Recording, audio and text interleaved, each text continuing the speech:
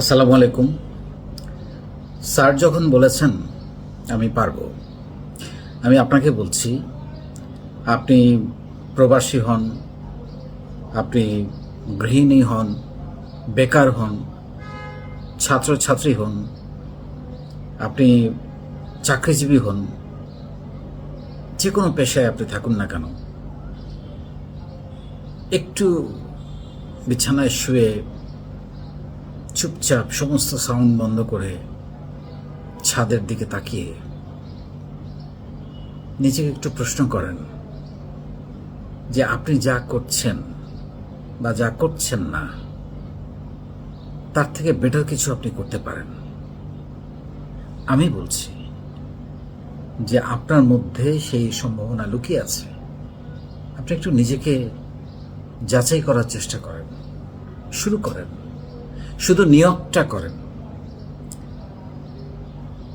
আমি অনেককে দেখেছি যে এরকম বলেছে যে স্যার যেহেতু বলছে আমি পারবো, এইটুকুও কিন্তু যথেষ্ট। আমি এরকম অনেকগুলো উদাহরণ পেয়েছি আমাদের উদ্যোক্তাদের, যে স্যার যেহেতু বলেছে আমি পারবো। এই এই স্বপ্নটা দেখা, এই প্রতিজ্ঞাটা করা খুবই জরুরি। তারপরে আমি তো শেখাচ্ছি, 90 দিনের কোর্সটা ভালোভাবে করেন, 2বার 3বার 4বার করেন, রাতারাতি তো কিছু নাই। তারপর ছোট করে শুরু করেন। আপনি চাকরি করলেও পার্ট টাইম কিছু একটা শুরু করেন। প্রবাসী আছেন, চাকরি করছেন, পার্ট টাইম কিছু একটা শুরু করেন। আমাদের অনেক প্রবাসী এখন বিদেশে বসেই ওখানেও ব্যবসা করছে, বাংলাদেশেও ব্যবসা করছে, আবার অনেকে চলে এসে ভালো করছে, ওই টাকা দিয়ে ব্যবসা করছে। অসংখ্য উদাহরণ, একটা দুইটা নয়, শত শত হাজার উদাহরণ তৈরি হয়ে গেছে। কারণ আমাদের সংখ্যাটা যে এখন 34 লাখ, বিশাল। আমি যখন যেখানে যাই, এখন তো আমি বেশিরভাগ অন্যদের প্রোগ্রামে যাই, সেখানেই সবাই এসে আমাকে এগুলো বলে যে স্যার আমি তো আপনার ছাত্র বা ছাত্রী। কালকেও আমি একটা প্রোগ্রামে গেলাম, একটা মেয়ে এসে বলল যে আমি আপনার ভিডিও দেখে শুরু করেছি। সো আমি বলছি যে আমরা অনেক সময় নিজেকে ঝালাই করতে পারি না, নিজের ভেতরের সম্ভাবনাটাকে আমরা খুঁজে পাই না। কিন্তু আপনি চেষ্টা করেন, শুরু করেন, ভুল করেন। শুরু করলেই আপনি সফল হবেন ব্যাপারটা সেরকম না। আপনি শুরু করেন, ভুল করেন, শেখেন, অভিজ্ঞতা অর্জন করেন, ছোট করে করেন। এই জন্য 5,000, 10,000, 20,000 টাকার মধ্যে আপনি একটা এক্সপেরিমেন্ট করেন না। এমনও তো হতে পারে যে আপনি কিছুই করলেন না, কিছুই হলো না, আবার এই 20,000 টাকাই একদিন হয়তো আপনাকে মাসে 20 লাখ টাকা সেলের জায়গায় নিয়ে যাবে। এই 20,000 টাকাই এভাবেই হয়। সকল উদ্যোক্তার জীবন এরকমই। মানে আমি আমার মতো একজন ক্ষুদ্র মানুষ, সাধারণ মানুষ যদি উদ্যোক্তা হতে পারে, আমাদের জীবনে কোনোদিন স্বপ্ন দেখি নাই উদ্যোক্তা হবো। আমার পুরো ফ্যামিলি থেকে প্রেশার ছিল চাকরি করতে হবে, এবং আমারও স্বপ্ন ছিল আমি চাকরিতে সর্বোচ্চ জায়গায় যাব, বড় বড় কোম্পানিতে কাজ করব। এবং আলহামদুলিল্লাহ আমি অনেক বড় বড় কোম্পানিতে কাজ করেছি, মাল্টিন্যাশনাল কোম্পানিতে কাজ করব, সেটাও আমি করেছি।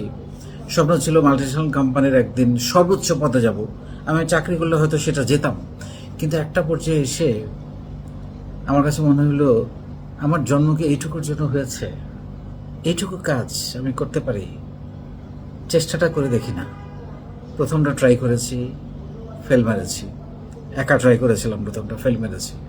দ্বিতীয়বার ট্রাই করেছি, ফেল মেরেছি। তৃতীয়বার 4 বন্ধু মিলে ট্রাই করেছি, একটা কোম্পানির 4 ডিপার্টমেন্ট হেড মিলে।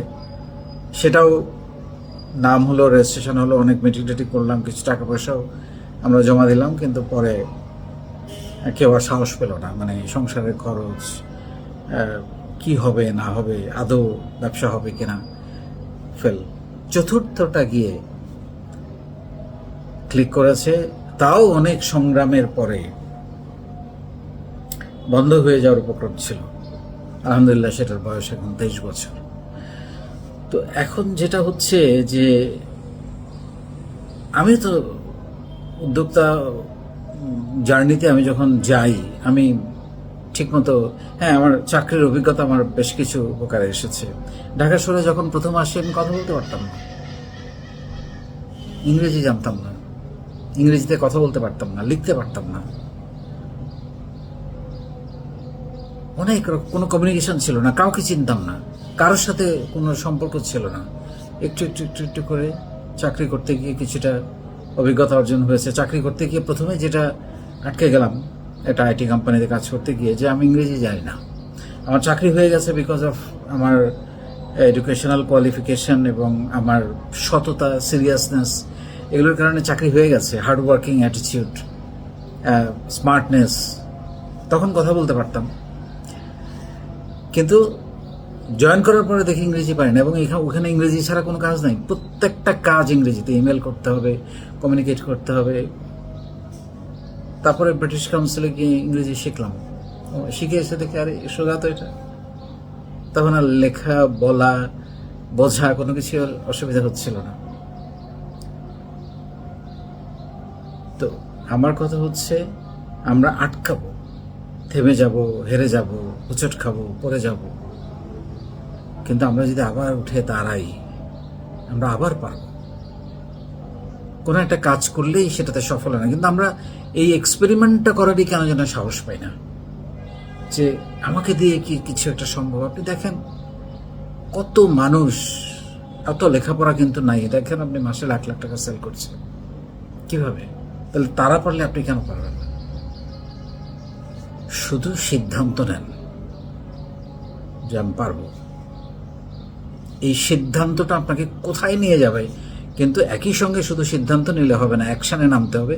অ্যাকশানে নামার জন্য আপনার যে শিক্ষাগুলো দরকার, যে দক্ষতাগুলো দরকার, আমি যেগুলো শেখাচ্ছি, এগুলো যদি আপনি মাথার মধ্যে নিতে পারেন এবং প্র্যাকটিস করেন, আপনি হেরে যাওয়ার তো কোনো কারণ নেই। ওই যে বললাম, প্রথমটা হয়তো জিতবেন না, প্রথমটা পারবেন না, দ্বিতীয়টা পারবেন না, কিন্তু একসময় না একসময় আপনি সফল হবেন।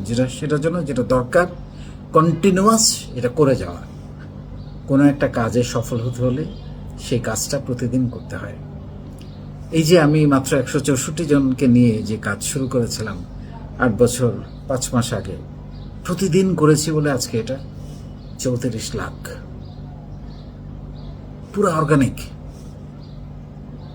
সো এইটা গুরুত্বপূর্ণ যেটা, সেটা হচ্ছে লেগে থাকা। বিজনেসে হাল ছেড়ে দেওয়া যাবে না। যেটা আমি বলছি, আজকে আমার যে ব্যবসা, যেখানে আমি এই মুহূর্তে বসে আছি, 23 বছর বয়স হয়ে গেছে। প্রথম 18 মাসের মাথায় এটা তো বন্ধ হয়ে যাওয়ার কথা ছিল। পুরো ডিসিশন হয়ে গেছে শাটডাউন করার। সেল হচ্ছিল না, ইনভেস্টমেন্ট নাই, অফিসের ভাড়া দিতে পারি না, এমপ্লয়ীদের বেতন দিতে পারি না। সেইখান থেকে এটাকে আবার ঘুরে দাঁড় করানো হয়েছে। সো আমার মতো একজন ক্ষুদ্র মানুষ, সাধারণ মানুষ যদি ব্যবসা করতে পারে, উদ্যোক্তা হতে পারে, আপনিও পারবেন। কারণ আমিও আপনাদের মতো একজন গ্রামের মানুষ, কিছুই জানতাম না, ঠেকে ঠেকে শিখেছি। শেখান, শেখাটা লাগবে। আপনাকে যে কোনো কাজে সফল হতে হলে আপনাকে শিখতে হবে। ধন্যবাদ।